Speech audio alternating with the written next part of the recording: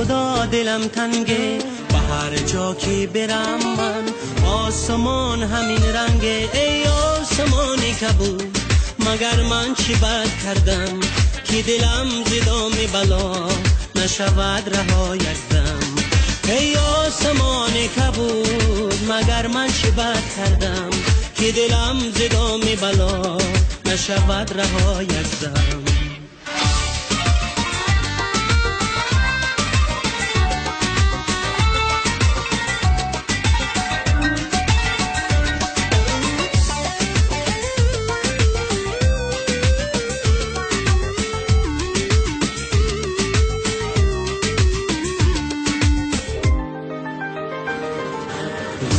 دلم چی خواهد شهد از لبش چشیدن، از او به یک اشاره از من به سر دویدن. ای آن که در رهی تو از جان و سر گذشتم، از کوچه تو دیشب با چشم تر گذشتم. ای آسمانی کبود مگر من چه بد کردم که دلم ز دام بلا نشود رها یک دم. ای آسمان کبود مگر من چه بد کردم که دلم ز دام بلا نشود رها یک دم.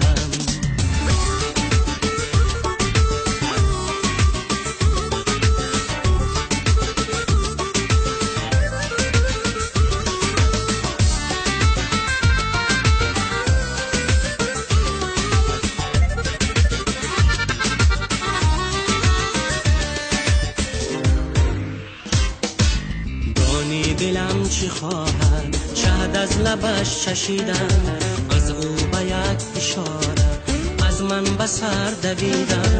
ای آن که در رهی تو از جان و سر گذشتم، از کوچه تو دیشب با چشم تر گذشتم. ای آسمانی کبود مگر من چه بد کردم که دلم ز دام بلا نشود رها یک دم.